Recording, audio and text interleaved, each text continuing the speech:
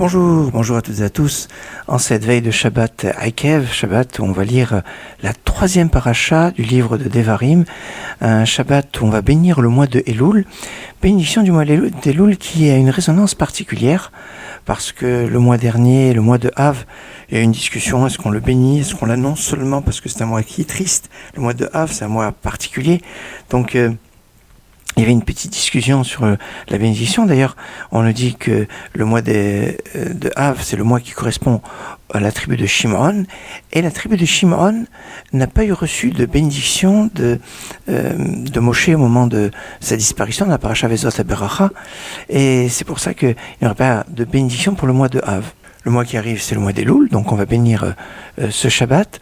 Et le mois qui va venir après, c'est le mois de Tishri. Et le mois de Tishri, c'est aussi un mois que l'on n'annonce pas, que l'on ne bénit pas, peut-être pour troubler le Satan, pour pas qu'il sache quand Rosh Hashanah doit venir, peut-être aussi parce que c'est Dieu lui-même qui bénit le mois de Tishri. À travers lui, c'est tous les mois de l'année qui ont la bracha, la bénédiction. Aussi, la bénédiction pour le mois d'Elul résonne donc d'une résonance particulière entre un mois de Av discuté dans sa bénédiction et le mois de Tishri où aucune communauté ne fait de bénédiction pour le mois de Tishri. Mais ici, il y a encore une résonance encore plus remarquable, puisqu'en général, la bénédiction du mois se fait bien le dernier Shabbat du mois. Or, Shabbat prochain, ce sera encore le mois de Av, sauf que ce sera Rosh Chodesh Av. Et oui, la semaine prochaine, on aura un Shabbat et Rosh Chodesh. Rosh Chodesh Elul se déroule sur 2 jours, donc ce sera Shabbat et dimanche. Et donc, comme la bénédiction du mois se fait toujours le Shabbat qui précède Rosh Chodesh, même si c'est pas le dernier Shabbat du mois, puisque quand on a 2 jours de Rosh Chodesh, le premier jour de Rosh Chodesh, c'est le 30 du mois qui se termine, et le deuxième jour de Rosh Chodesh, c'est le premier du mois qui commence. Et donc, la semaine prochaine, on sera encore Shabbat pendant le mois de Av. Toujours est-il qu'on fait une bénédiction du mois, le Shabbat qui précède, donc c'est ce Shabbat, un Shabbat qui va résonner avec de la Simcha. Ve'aya ekev tishmeun, ce sera à la fin, vous écouterez les paroles. Ve'aya lachon simcha, ve'aya c'est un langage de joie. Le mot ve'aya, on le retrouve dans les lettres avec les lettres du nom de Dieu, ve'aya. D'ailleurs, c'est la seule façon dont on a les lettres du nom de Dieu que l'on peut prononcer, alors que quand elles sont écrites dans l'ordre, et que c'est le nom de Dieu, on ne le prononce pas tel que c'est écrit, c'est interdit. Hogeta Hashem Baotiotav, celui qui prononce le nom de Dieu tel que c'est écrit, Yud Kevavke, je ne vais pas le dire parce qu'on ne doit pas le prononcer, eh bien, c'est Enochelech Lamaba, on n'a pas droit au monde futur. Pour ça, il faut faire attention. Cela, on le prononce comme Adon, plus loin Aïe, le maître de tout. Des fois, Elohim aussi, comme on l'a vu dans la semaine dernière. Tout dépend de la ponctuation des lettres Yud, plus loin He, plus loin Vav, plus loin He, le Shem qu'on appelle le Shem Havaya, et ce nom de Dieu, eh bien, peut se prononcer quand il est au verbe être, qui est conjugué au passé et qui va voir le Vav Haïpour, c'est-à-dire le Vav conversif au début. Vehaya, Haya, c'est il a été. Vehaya, il sera. C'est un Vav conversif qui va transformer le passé en futur. Et là, Vehaya, Vav He, Yud He, on a toutes les lettres du nom de Dieu. Les lettres du nom de Dieu qu'on trouve dans le début du verset. Yismiru Hashamayim vetagel haaretz. Les cieux se réjouissent et la terre jubile. C'est cette notion de cette simcha, de cette joie des cieux et de la terre que l'on a dans ce Shabbat. Shabbat lié avec la Torah, puisque Ekev, c'est la notion de Keva aussi, si on arrange les lettres dans un ordre différent, Keva c'est fixer. Quand on parle de fixer, c'est fixer un temps d'étude de la Torah. On sait que l'étude de la Torah, c'est ce qui nous procure une simcha extraordinaire. C'est pour ça que le jour du 9 Av, on n'a pas le droit d'étudier comme on voudrait. On est limité parce que les lois de Dieu sont justes, réjouissent le cœur, et on n'a pas le droit de se réjouir à Tisha B'Av, mais tous les autres jours, eh bien, on peut et on doit se réjouir à travers l'étude de la Torah, d'une étude de la Torah qui va être fixe, qui va être dans le temps, fixée dans le temps. On peut remarquer aussi que Ekev, qui s'écrit Aïn Koufbet, a pour valeur numérique Aïn c'est 70, Kouf c'est 100 et Bet c'est 2, ça fait 172. Et 172 c'est le nombre de mots qu'il y a dans la version des 10 commandements dans la paracha Yitro. Autrement dit, Ekev, c'est fixer le temps, mais c'est aussi le lien avec le texte fondamental de la Torah, où est résumé l'ensemble de toutes les mitzvot, puisque le plus important de la Torah, ce sont les mitzvot. Et là, c'est cette dimension de cette simcha. Allez, on parlait pas mal de... on va retrouver un passage de la Haftara, le dernier verset de la Haftara, qui Nicham Hashem Sion, car Dieu va consoler Sion.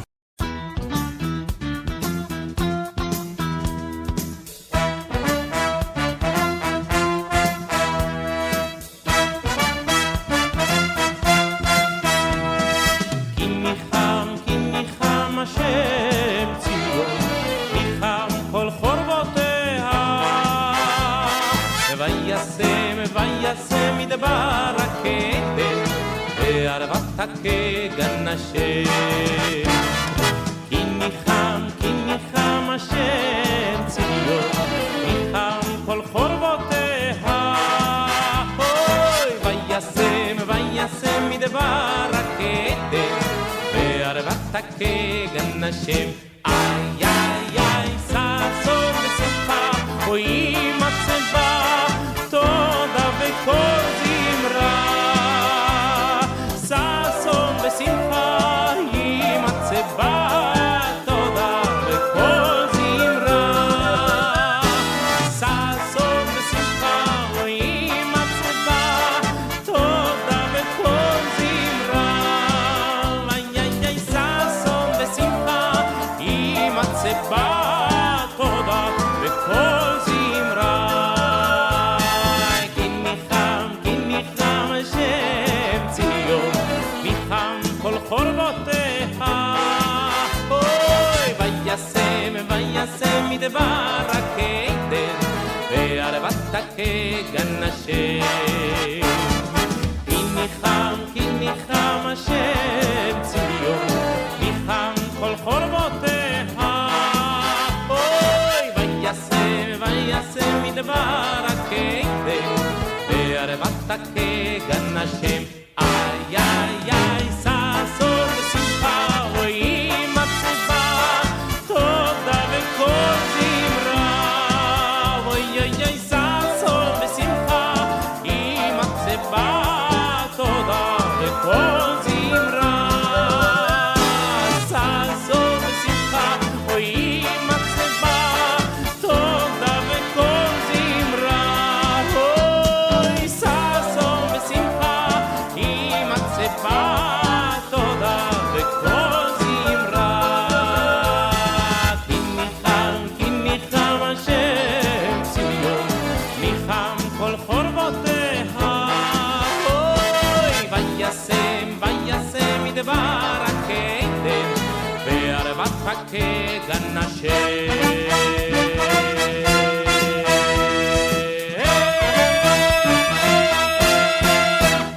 Kinicham, dernier verset de la Haftara, chanté par Dodo Fischer. Alors, la paracha que nous lirons ce Shabbat, paracha Ekev, est la dernière paracha de la première partie du livre de Devarim. La première partie, elle est en effet constituée d'un descriptif plutôt historique, de réprimande de Moshe aux enfants d'Israël sur leurs actions qu'ils ont faites qui n'étaient pas très très bien. Et notamment dans notre paracha, c'est l'évocation de la faute du veau d'or. Il y a quelques mitzvot dans la paracha d'Evarim, la première paracha du livre de Deutéronome, il y a 2 mitzvot. Dans la deuxième, la paracha semaine dernière, il y avait 12 mitzvot. Cette paracha, il y a 8 mitzvot. Alors que dès la semaine prochaine et sur 3 semaines, il va y avoir un foisonnement de mitzvot. Dans paracha Re'eh, il y a 55 mitzvot. Dans paracha Shoftim, il y a 41 mitzvot. Et dans paracha Kitetsé, 74 mitzvot. On a donc à ces 3 parachiotes vraiment une concentration de mitzvot assez importante, alors qu'après ce seront des brachot, des bénédictions et des malédictions que l'on retrouvera sur la fin du livre de Devarim. Mais quand on parle des mitzvot qu'il y a dans la parashat Ekev, c'est pas des moindres, on est dans des mitzvot qui sont du lourd, du très lourd. J'ai nommé la mitzvah du Birkat Hamazon, les actions de grâce après le repas, qui est la seule bénédiction la seule bénédiction qui est une obligation de la Torah, d'après tout le monde. Certains discutent sur la bénédiction de la Torah, avant d'étudier la Torah. Mais enfin bon, toutes les bénédictions que nous faisons avant de manger quelque chose, après avoir mangé quand c'est pas c'est pas le Birkat Hamazon, eh bien, ce sont des obligations rabbiniques, ce qui n'enlève rien de leur importance. Mais la mitzvah de la Torah, c'est le Birkat Hamazon, après qu'on ait mangé du pain. Oui, alors c'est seulement quand on a mangé du pain ou quand on a mangé quelque chose à base de céréales qui a été cuit au four et qu'on a mangé 216 grammes au minimum. On a été couvert à Seouda. Alors, mais c'est bien d'avoir à faire le Birkat Hamazon. Il y a certains qui ont toujours peur. On veut faire de maisonnotes, comme ça nous évite de faire la Netzila, de se laver les mains avant. C'est bien de se laver les mains, surtout avec l'histoire de l'époque de Corona. On a appris que se laver les mains, c'est toujours très bien. Et puis, le Birkat Hamazon, le Birkat Hamazon, c'est une mitzvah de la Torah que de le faire. Alors, c'est bien de rechercher à faire le Birkat Hamazon et pas seulement essayer de se débiner devant, essayer de trouver du pain maisonnote, des pitotes maisonnotes, toujours. Oui, parce que c'est pratique, ça permet de ne pas avoir à faire le Birkat Hamazon. Ne pas avoir à faire le Birkat Hamazon, c'est dommage. Enfin, c'est dans cette paracha qu'on retrouve aussi l'obligation d'aimer l'étranger. V'aftem et ta guerre, en plus de la mitzvah de tu aimeras ton prochain comme toi-même, avec l'étranger, il y a une mitzvah encore supérieure, encore en plus, qui se rajoute à la tu aimeras ton prochain comme toi-même, qui est tu aimeras l'étranger parce que tu étais étranger quand tu étais en terre d'Égypte, et on doit avoir cette conscience d'aimer l'étranger. C'est aussi dans cette paracha qu'il y a la mitzvah de craindre Dieu. De craindre Dieu. Alors d'un côté, craindre Dieu, puis d'un autre côté, d'adhérer à Dieu, au beau titbak. Alors comment on peut, la Gemara, le Talmud va dire, comment on peut adhérer à Dieu, se coller à Dieu. Alors Esh Ochlaou, c'est un feu dévorant. Alors on va dire, en s'attachant aux sages et à leurs élèves, eh bien en s'attachant aux Chachamim, eh bien on va s'attacher à Dieu. C'est une mitzvah qui se trouve dans cette paracha. Et puis c'est dans cette paracha qu'il y a la mitzvah de prier. Vous voulez servir de tout votre cœur. La Gemara va dire, c'est quoi le travail, le culte qui se fait avec le cœur? C'est la tefila. Alors, tout le monde n'est pas d'accord pour tirer de ce verset le commandement positif de prier. Puisque certains, comme le Ramban Nachmani, dit, il y a une mise à de prier que quand on est en temps de détresse. Mais s'il n'y a pas un temps de détresse, il n'y a pas une obligation de prier. C'est l'institution rabbinique. Et puis, c'est tellement naturel qu'on doit prier, donc on n'a pas besoin de nous obliger à prier, comme on n'a pas une obligation de respirer ou une obligation de manger. Prier, c'est comme manger ou respirer. Voilà, il n'y a pas besoin d'avoir une obligation. C'est ce que pense Nachmanide. Maïmonide, Rambam, lui, non, dit, c'est marqué dans le Talmud, dans le traité Ta'anit, page 2, que c'est une mitzvah de prier, et la source se trouve dans notre paracha. Alors, il n'y a pas le cadre, combien de fois on doit prier, Voilà, c'est au moins une fois par jour. Alors vous allez me dire, mais alors qu'est-ce que Nachmanide va faire du verset qui est dans cette paracha? Il va dire, Asmarta Be'alma.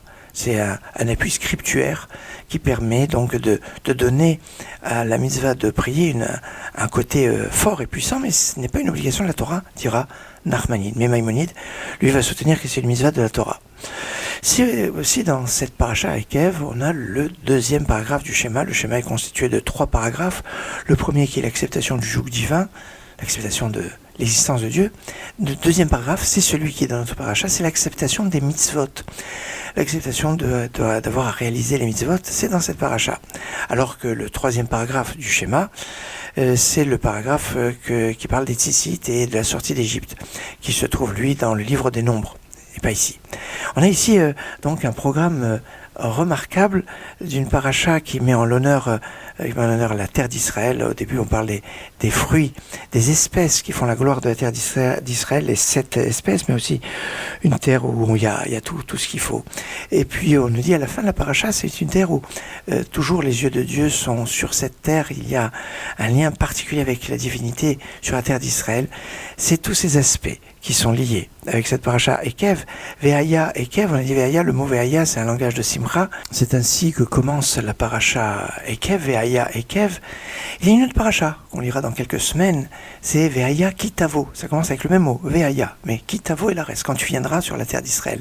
Et là-bas, on nous parle de la mitzvah des Bikurim, la mitzvah des prémices et qui se réalise quand on arrive en Israël. Et c'est intéressant ce lien avec la terre d'Israël, l'importance de la terre d'Israël dans notre paracha, la grandeur de la terre d'Israël dans notre paracha, les mitzvot liés à la terre d'Israël dans la paracha de Kitavo, et les deux qui commencent par Vehaya, un vocable qui évoque la simcha, qui évoque la joie, et cela est important. Allez, on va repartir avec le dernier verset de la Haftara, avant de parler un peu plus de la Haftara, Kinicham Benzion Schenker, la chassidut de Mojitz.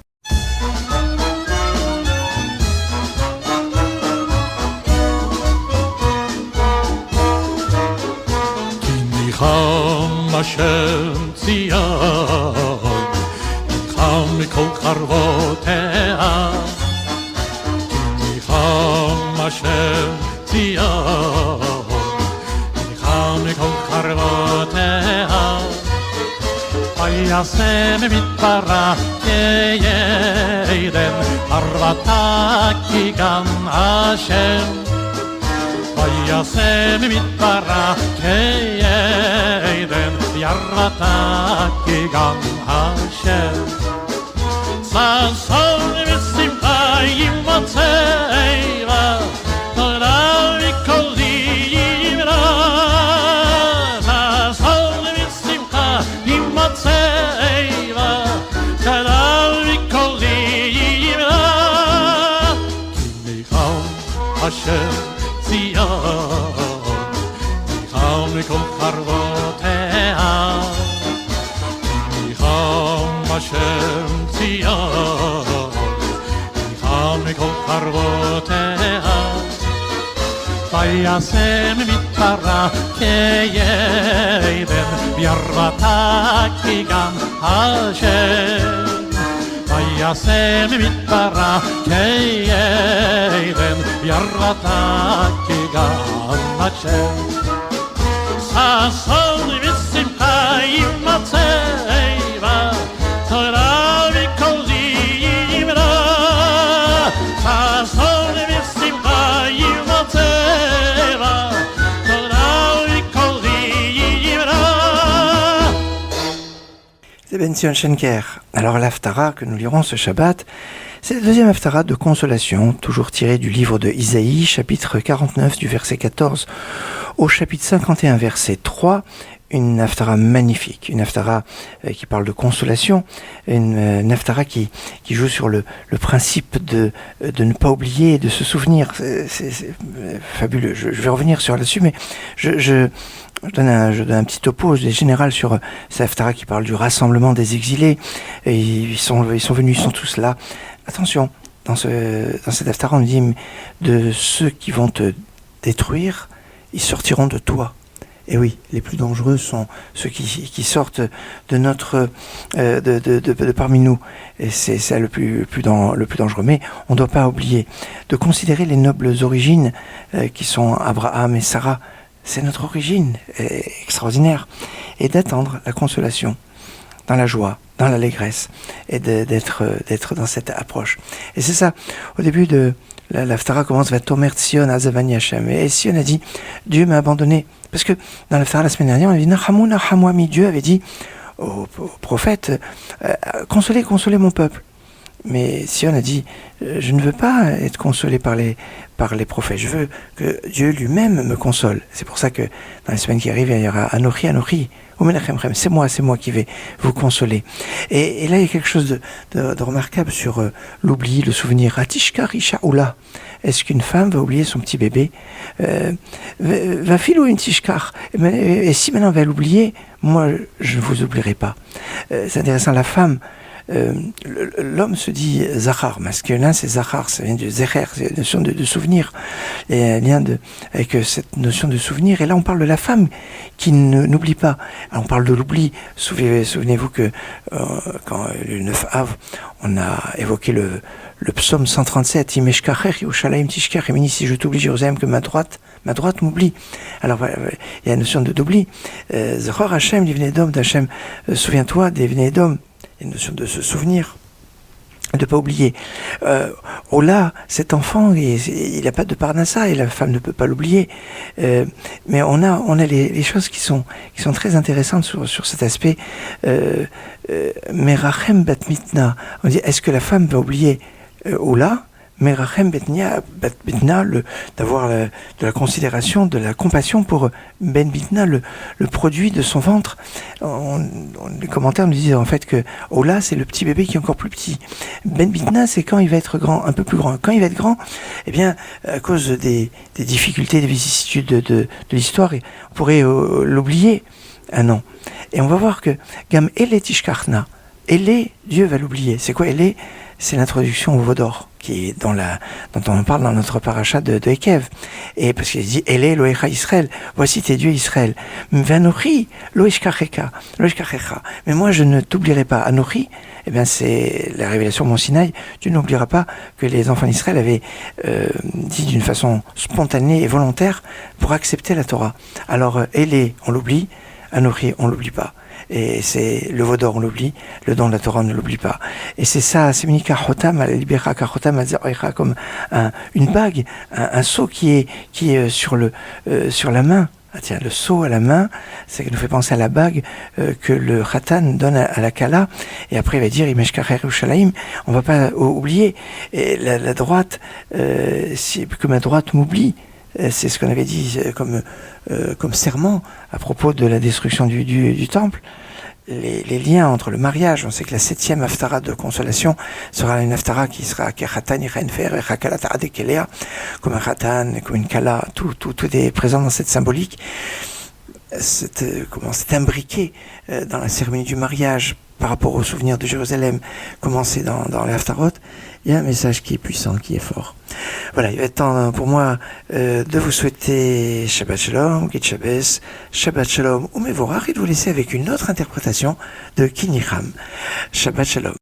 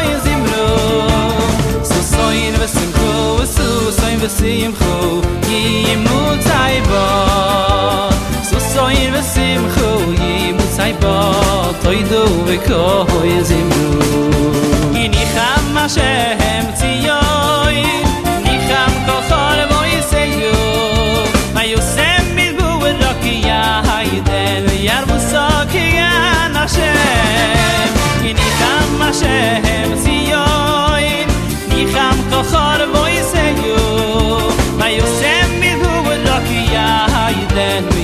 Soki gam Hashem Sosoin v'simcho, sosoin v'simcho Yimut zayba Sosoin v'simcho, yimut zayba Toidu v'koy zimru Sosoin v'simcho, sosoin v'simcho Yimut zayba Sosoin v'simcho, yimut zayba Toidu v'koy zimru